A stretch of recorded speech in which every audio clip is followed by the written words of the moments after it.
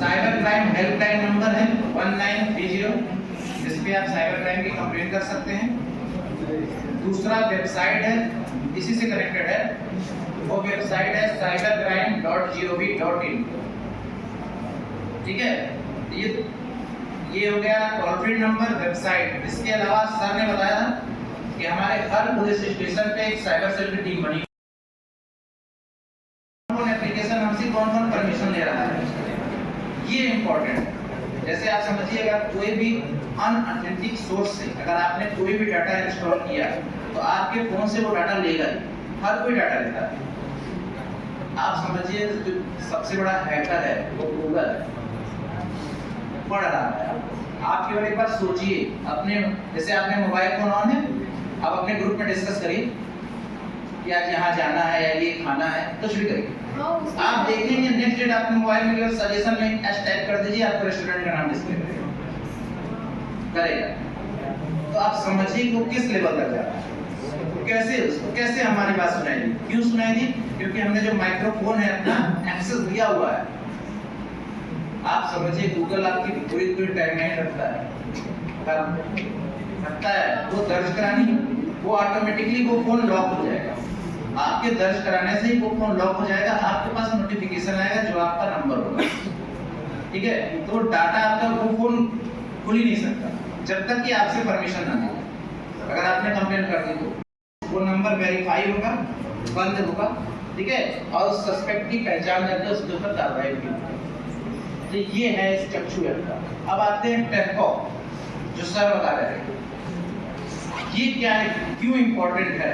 मैं इसका सिर्फ एक चीज बता रहा हूँ कि जैसे आप किसी रिटेलर शॉप पे गए, मोबाइल नंबर ले लें, नया सिम ले लें, तो होता क्या है, रिटेलर सिर्फ बायोमेट्रिक लगाएगा, कहेगा एक बार काम नहीं किया सर, दोबारा आपने लगाया, दोबारा भी कहेगा नहीं काम किया सर, तीसरी बार आपने लगाया, तो आपको एक सिम दिया, आप चले गए।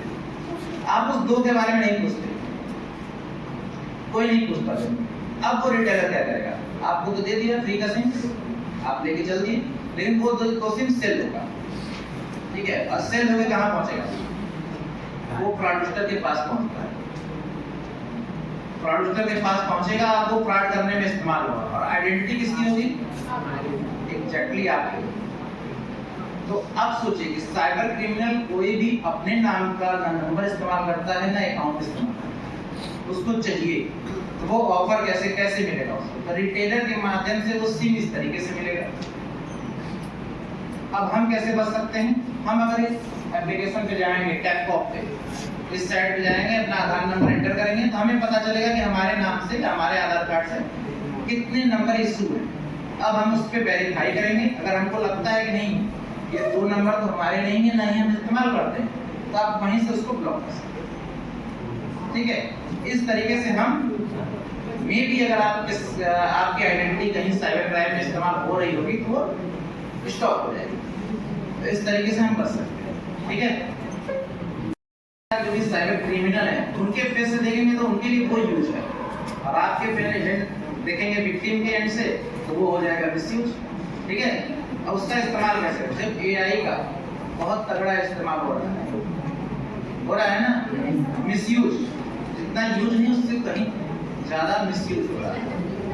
ठीक है, इस बात के लिए ध्यान रखिए कि अपनी जो पर्सनल डाटा है वो आप जो एआई पे देते हैं वो स्टोर करता है।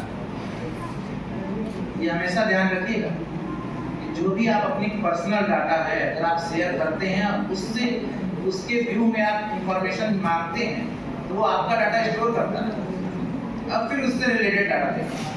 आप ये एग्जांपल सोचिएगा, जब स्टार्टिंग में जब वो आया था, आप रिप्लाई करते होंगे तो आपको एक जवाब मिलता होगा, बट आप आज की डेट में करिए, आपको उससे रिलेटेड 1000 जवाब मिल जाएंगे।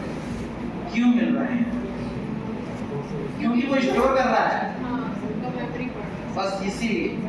ठीक है, तो ये जरूर रखिए कि अपनी जहां तक उसका यूज जितना हो उतना ही अपनी पर्सनल या प्राइवेट चीजों को कभी शेयर न करें। क्लियर है। अब आते हैं हम ये एम आधार की बात, जो बायोमेट्रिक का यहाँ पे एक केस हुआ था बहुत पहले की मैं बात बता रहा हूँ। हम लोगों ने करीब 18 लोगों को जेल भेजा था। हमारे यहाँ जो cyber cell team, crime branch की टीम जहाँ से हम हैं, हमारे टीम के द्वारा ही उसको आइडेंटिफाई किया गया था और पूरी गोरखपुर पुलिस की मीटिंग लगी थी और उसमें हम लोगों ने काम किया था। पूरा 18 लोग जेल गए थे, बायोमेट्रिक की क्लोन बनाते थे। उसमें पढ़े लिखे लोग थे और उसमें एक एडवोकेट भी शामिल, मैं बता रहा हूँ। तो आप समझिए कि इस प्रोफेशन में होते हुए उन्होंने ऐसा किया। क्यों किया? सिर्फ और सिर्फ लालच के कारण, इजी मनी।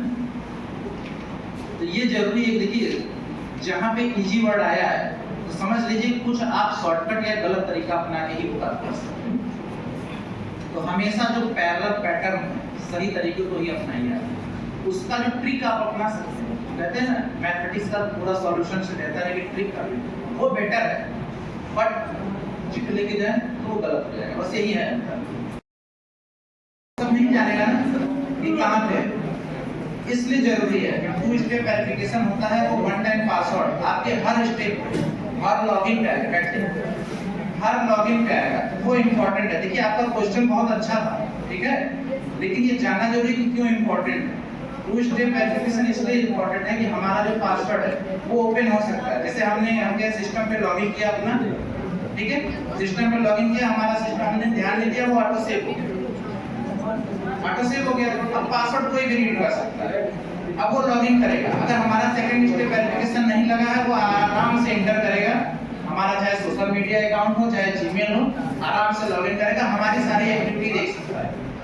अब उस पर डिपेंड करता है वो किस लिए इस्तेमाल करता है। मिसयूज भी कर सकता है, यूज भी कर सकता है। ये भी हो सकता है कि 2 लोगों में लड़ाई करा दे, आपकी मैसेज कर दे किसी फ्रेंड को आपको कि उसको उल्टा सीधा बोल दे, अब वो आपसे भिड़ जाए। बहुत सारी चीजें हो सकती है। अब वहां पे अगर आपका 2 स्टेप वेरिफिकेशन लगा रहेगा तो क्या आएगी? ओटीपी आएगी। कहां पे जाएगी? आपके रजिस्टर्ड मोबाइल नंबर जिस पे आपने सेट किया होगा। और जब तक वो ओटीपी शेयर नहीं होगा तब तक नहीं होगा, ठीक है। तो ये इंपॉर्टेंट है, उनकी मॉनिटरिंग की जिम्मेदारी हमारी। तो हम लोग अपडेट करते हैं, जैसे जो कंप्लेंट्स पेंडिंग है या जिन पे कार्रवाई नहीं, तो उनको हम लोग फोन करके अपडेट करते हैं।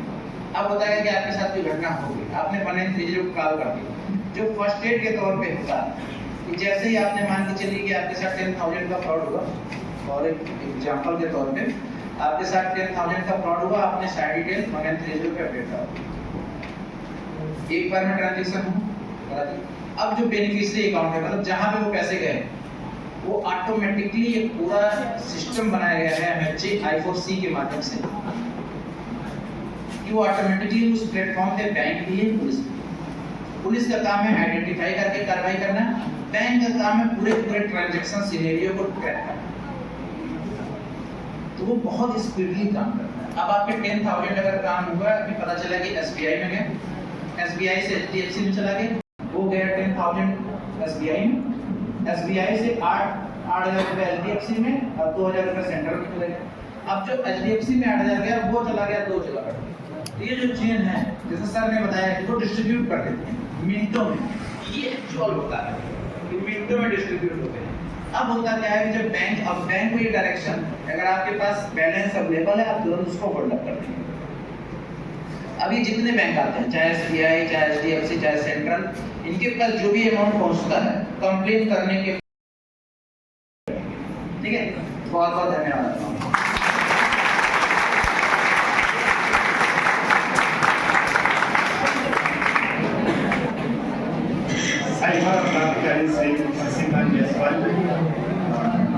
अभी हम सबको साइबर क्राइम के लिए अवेयर कर रहे हैं। मैं प्राचार्य को सदा आमंत्रित करता हूँ कि आप अतिथि का धन्यवाद ज्ञापन करने के लिए।